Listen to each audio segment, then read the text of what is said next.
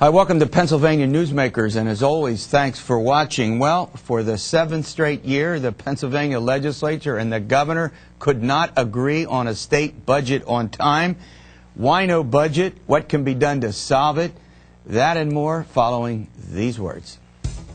This is Pennsylvania Newsmakers, a fast-paced, unrehearsed weekly discussion with and about the leaders who shape your world. And now, here's your host, Terry Madonna. Hi, welcome back to the program. Well, 7 straight years, no budget. Who cares about it? We're going to find out what can be done to solve the problem. It's a pretty serious one. Joining me, as often is the case, actually been on the show a good many times, is Mike Turzai. He represents the 28th State Legislative District. He's the minority whip in the State House. That makes him a Republican. What district are you? Come on, tell me more about it. The northern Allegheny County suburbs. There you right go. Outside Pittsburgh. There you go. Northern Allegheny County and some all suburban district, right? No city. Yeah, no, it's all suburban. All in the county. All in the county. All right. I go right up to the Butler and Beaver lines. We like Allegheny County. You're welcome. All right, Mike. Let's get to the heart of this matter. 7 straight years. Obviously, this $3.2 billion deficit is probably the big problem. Talk a little bit from your perception about why you think the governor and the legislature, particularly the Republicans in it more than the Democrats, although there are some Democrats not on board. Go through a couple of the big problems. Well, the one thing I think there's a little bit of Rendell fatigue. People get the game, and he doesn't have the people facilitating his agenda in the legislature. It's changed. In the past, he had Purcell and Fumo, really. Purcell on the Republican side, Fumo on the Democratic side, that were in some ways his partners. They're gone. In the Republican caucus, there's definitely been a shift, and I'd like to think I'm part of that. But we have moved people's thinking to a fiscally responsible fiscal stewardship, and the fact that we have a $3.2 billion deficit for 08-09, not to mention 09-010, which we're looking at, has made everybody stand up and look around and go, oh my goodness. And what I keep telling everybody is that 6 years of overspending by Rendell. He's already raised the personal income tax once. I voted against it, have been voting against his budgets. But when it's growing at 40%, rate of inflation's less than 20%. I mean, since he's been in office. Since he's been in office, right. We would have a surplus today despite the economic downturn if we kept spending in check. All right, now we're going to have Mary Soderberg. She's the budget secretary on in the third and fourth segments of the program for balance. We try to achieve balance, sort of a pro-con thing going on here today. All right, is the governor's recommendation for an income tax hike? It's about a 16.2% increase. The tax would go from 3.07 to 3.57 if I got my numbers correct. Yeah, that's right. That's right, Terry. Is that the big hang-up? I mean, could you all pretty easily reach an agreement, but without the revenue that it would raise, something like, what, $1 billion, 2 or 3 a year for the next 3 years? Is that the hang-up, or is it you all need program cuts? No, there need to be cuts in spending to really reach a balanced budget. And it really is in many ways about spending. Now, I want to talk about that personal income tax increase for a second. Okay. The governor increased the personal income tax at the beginning of his administration during flush times, during good times, from 2.8% to... Let me remind you that Republicans controlled the legislature and voted for that income tax. Some. There's a slim minority that gave it over the top. But go ahead. Purcell allowed that to happen. I agree. No disrespect, but that's what he did. I was against it. I understand. Voted against the budget with it. But you're right. He was empowered, and he thinks he can end it that way, too. Right. And we all know it's not going to be temporary. Here's what he's thinking of doing. You take a family that's making $50,000. They're already paying about $1,700 in personal income tax. Now they're going to have to pay another $250 on top of it. Take a family that's making $100,000 and they want to keep their job, right? It's tough times. Jobs are being lost. Unemployment's increasing. They're paying over $3,000 in personal income tax. He wants them to pay $3,600 in personal income tax. Right. And he acts like it's nothing. Middle-class families, small businesses, and small businesses pay the PIT. Right. They're all tightening their belt. They're finding ways to cut costs. And Rendell wants to take more money out of their pocket. Now, is that the only sticking point? It's not, because I'm going to tell you why. Because both the last elections where we beat Democratic incumbents on their records, particularly out west, because of the spending, because of the tax increase, because of the pay raise, because of I-80 tolling, people who had supposedly popular ratings like Dan Sir, where Matt Gobler beat him, or Timmy Krieger picked up that open Tangretti seat in Westmoreland County, or Jim Christiana out in Beaver County. We have 2 Beaver County representatives now, Jim Marshall and Jim Christiana.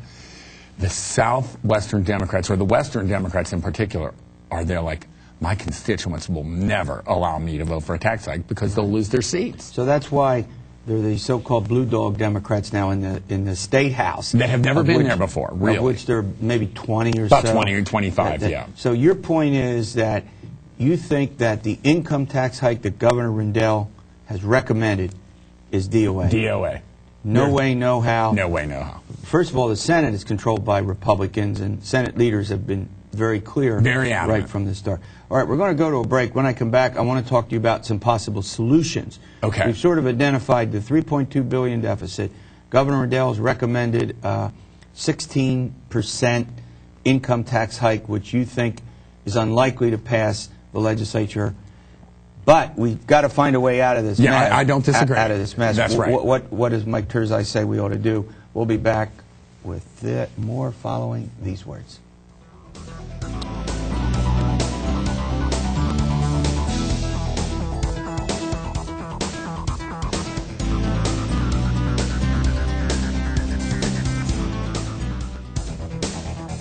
This broadcast of Pennsylvania Newsmakers is presented by the Pennsylvania Chamber of Business and Industry, the statewide voice of business.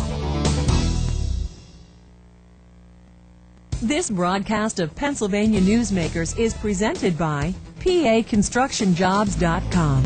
For more information about rewarding careers in the highway construction industry, visit PAConstructionJobs.com. And by the Pennsylvania Manufacturers Association. Business in Pennsylvania is our business. Hi, welcome back with Mike Turzai. We're talking about the budget. He's the minority whip in the State House. That means he's a Republican from Western Pennsylvania. Representative, let's talk a little bit. Okay, we got through the deficit, $3.2 billion, and it's probably going to be larger before you all resolve this, unless the economy turns around. We have the problem of the income tax proposal the governor has made.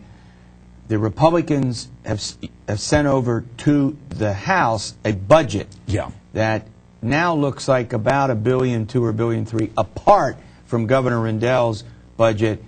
$1.2 billion. How does this get resolved? Well, you know, the governor keeps saying he's making cuts, first of all, and he's not making cuts. His overall spend number, the money he wants to spend on state government, including the federal stimulus money that would be a component part of that, is still over $1 billion more than what we were spending in 08-09, and we have a deficit. So it's just so unrealistic. That's why he needs this personal income tax increase, and people don't want it. They want us to downsize government. The Senate, I have to say, what they did was gutsy. I've been very, very... You mean because the administration is going around talking about how these cuts, libraries, parks, will hurt the average citizen? Is that the point? Yeah, and what the Senate said is the Senate did a couple gutsy things, but first of all, they actually reduced spending. They went through it line by line and reduced spending, and they eliminated what I would say are not so necessary programs, certainly not in tough times, and they've zeroed out a lot of line items, and that's important. And I will tell you the thing that amongst the other gutsy things in the Senate bill, and it won't be the detailed final budget version, but it set parameters, is all the discretionary money or the walking around type money that people complain about regularly, it's gone. Yeah. It's out of there. And it takes away the governor's sort of cardboard check stuff in addition to legislature cardboard check stuff. And in a tough year like this, that's what you got to do. You got to scale things back. Look, I want to get to the big question for me is how does it get resolved? Without closing the state down. I'm not suggesting that's a good idea. It's obviously not. furloughing people. I'm not suggesting that's a good idea. Right. It is not. Without pain and pressure, why doesn't this just go on and on and on, and eventually you use stopgaps, which means you just appropriate enough money to keep the state operating, presumably at last year's budget numbers, and this thing goes on until when?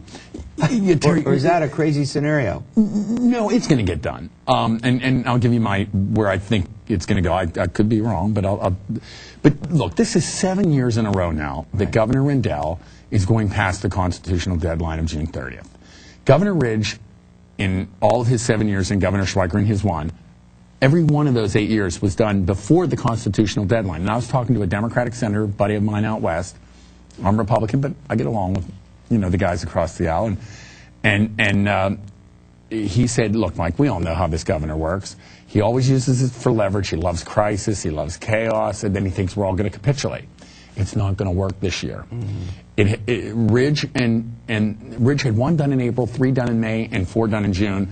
This guy always waits for July and August. I mean, that's his modus operandi. So you think that he's content with the situation as it is? And, yeah, he loves it. Okay, well, sort of thrives on it. Well, tell me then, how does it get resolved? I mean, I think, Terry, I think the difference this year, and look, this is the first time I'm at the technical budget table as whip, so I can't compare it except for what I've heard.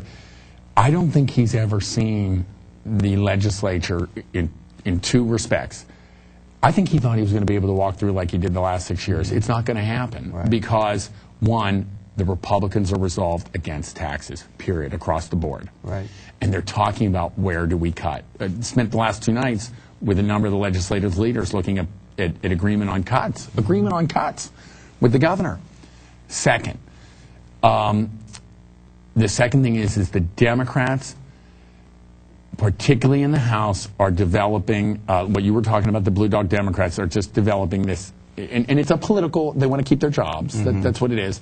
Have just developed a toughness that they're not going to deliver tax votes. And I think Dwight Evans, the Democratic Appropriations Chair, and the governor are finally recognizing they're not going to get this done with the tax increase, and they want to find a way to get it done. All right, look, there's Mike Turzai, the Republican point of view. Mary Soderberg is coming up. She is the governor's budget secretary. We believe in balance, pro, con, Republican, Democrat.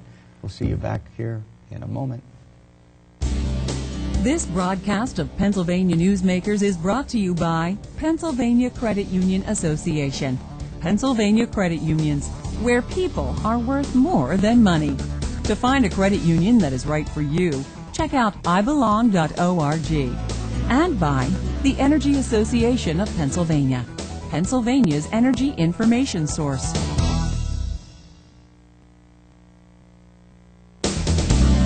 This broadcast of Pennsylvania Newsmakers is presented by the State System of Higher Education. 14 state-owned universities. The state system is the largest provider of higher education in Pennsylvania. And by the Hospital and Health System Association of Pennsylvania, working towards a healthy Pennsylvania. Hi, welcome back to the program. Now joining me is the Budget Secretary for the Commonwealth of Pennsylvania, Mary Soderberg. She's the numbers cruncher. Is that a good way to put it? You got to crunch all those numbers and make sure that Mike Turzai, who was on before, gets them all straight, right? I guess that's right. No, that is right. Now, all right, Mary, let's go to the heart of this. Here we are, as I indicated before, a $3.2 billion budget deficit. It could grow, if this thing isn't resolved, the economy doesn't turn around. Governor Rendell has recommended $500 million in additional cuts over earlier cuts that he'd mentioned last year. Here you are, you're now down to serious discussions. What do you think are the sticking points between yourself and certainly some legislative leaders like the Republicans in the Senate, just to mention one group of legislators? The administration and the Republicans, what are the sticking points? Well, I think it's pretty clear when you look at the budget that Governor Rendell has put out. He put out a balanced budget. It does include some tax changes. It does include some cuts. The Republicans have put out a budget that is all about cutting programs, and it's not balanced. Right. So those are the two extremes. Okay, but you disagree on, let's go just through a couple of the policy areas. Education, let's take education. You want to use 400 and some $1 million in stimulus money to help provide additional support for education coming out of the study that we've talked about on here, by the way, the costing out study. The costing out study, absolutely. Are the Republicans right now in favor of that? No, they are not. They want to use the federal stimulus dollars to backfill basic education, reduce the state level of funding for basic education, and not provide any increase. I mean, this is going to have an impact on property taxes, and when the federal funds are gone, that's right. Support now, for basic education will be gone. If I understand, as part of the use of that education money in the costing out study, the additional increase above what the legislature might normally appropriate would help to relieve the property tax, and the point was to increase the state share to decrease the reliance on property tax. Am I right about that? You are absolutely right. Okay. And so the debate is also about that aspect of the use of the education stimulus money, correct? It is. This has been a very, and if you don't mind, I'd just like to talk a little bit about go ahead. Where we've been this year. It's been a very tough year. I've only been budget secretary for less than a year, and I never anticipated the kind of year that we've been having. I'm sure you didn't. Last fall, as a result of all the economic turmoil on Wall Street, that had a significant impact on our budget. And we had originally thought that we'd have a shortfall of $1.6 billion. Right. Well, that's just about doubled now, and we're at 3.25 and billion. It could grow. I mean, in the fall, there's no way to really know what condition the state's finances will be, because it depends on not just on spending, but on revenues that we collect, right? Yeah, we are not anticipating any growth in revenues next year right now. Could it be decline? I would hope not. Okay, but it could be. The recession could linger, right? You know, in May alone, our revenues came in 15% below estimate. Just in May. For the year, it's 11%. All right, well, let's go to one of the, okay, we're going to do this. We have about a minute left in this segment, but let's get started with this. The governor's recommended a state income tax hike, about 16.2% to be precise, 3.07 to 3.57, and that has a lot of Republicans deeply concerned. Mike, Representative Turzai, on it, you've engaged. Why do you think you need this income tax hike? Make your case. We need a tax hike to continue to provide services for all Pennsylvanians. It's not about increasing services. It's about maintaining quality services that everyday people expect from state government. There's a lot of programs out there that are very important, but it's also about when you turn on the water and the spigot in the morning, you expect it to be clean. When you put your kid on a school bus, you expect it to be safe. You expect your child to be safe on that school bus. Right. When you get on an elevator in an office building, you expect that elevator to be safe. I mean, there's a lot of things that touch us as taxpayers that are a result of state government that we never think about. All right, we're going to go to break. When we come back, you have a slide here. We're going to put this slide up when we come back, and I want Mary to make her case for why this income tax. We heard from the other side. We believe in balance, two sides. We'll be back in a moment.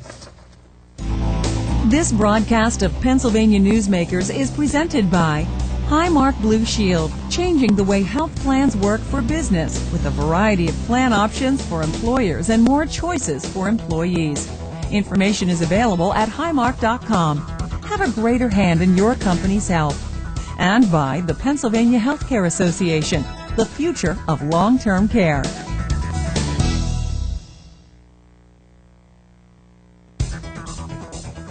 This broadcast of Pennsylvania Newsmakers is presented by Penn Future, where we believe that every environmental victory grows the economy, and by the Pennsylvania Cyber Charter School, bringing educational innovation and freedom to the children of Pennsylvania. Hi, welcome back to the program. We're talking with Mary Soderberg. She's a Pennsylvania Budget Secretary. She's making the case for Governor Rendell's budget and for the personal income tax hike. All right, let's talk a little bit about this personal income tax hike. You brought a slide. We'll put it up and you can chat about it. We heard from the other side a few minutes ago. Talk to us about what this income tax would do. Okay, well, let me just, right now, Pennsylvania has the second lowest income tax in the country. There's only 40, there are 40 states that have an income tax, and we're the second lowest. What we are proposing, and this, I want to stress, this was not where Governor Rendell wanted to land. Right. He tried very hard to avoid a broad-based tax increase, but as the economy kept declining, we had no choice. The proposal on the table right now is to increase it to 3.57%. Right. That, for a family earning $50,000 a year, that's less than $5 a week. There's a lot of low-income people who don't even pay the personal income tax in Pennsylvania. I think it's $34,000. $33,000 for family of four, correct. Family of four, right. You don't pay it at all. Yeah. They do not pay at all. Right. And it's really about being able to continue to provide the quality services that people expect. There is so much that goes on in state government that I mentioned earlier that you don't think about. Yeah. As a taxpayer myself, I don't think about what state government does for me. I expect it. I expect it. I expect my roads to be good. Yeah, we do. I expect my schools to be good. And we complain when they don't go. When my child goes to Hershey Park, I want to know that those rides are safe. Yeah. Oh, yeah. And that's all about state government. Well, look, this looks like it's going to go on for some time. I mean, there's no real sense of optimism on the part of anyone I've chatted with, except for maybe you're the proverbial optimist. Hopefully you are. But listen, I am an optimist, yes. But are there any services in the near future that you think are going to be curtailed as a result of the failure to get the budget done on time? Unfortunately, state employees are the first to really feel the impact. They're the first. Yeah. They will continue working, and they won't get paid until we have a budget that is passed. As a result of our state employees continuing to work, a lot of services will continue because they'll be out there doing the hard work. In the next week or so, we'll be wrapping up paying some of the vendor bills from last year. But in the near future, vendors are going to start realizing that they're not getting paid for the services that they're providing. And so, will they have the trust factor that they will continue to provide those services, knowing that once the budget is in place, they'll continue? All right. Well, look, thanks for coming in. We've heard from both sides. You made the case for the governor, as we would expect you to, I'm sure. Good job. We'll be back next week for another edition of Pennsylvania Newsmakers, and as always, stay well.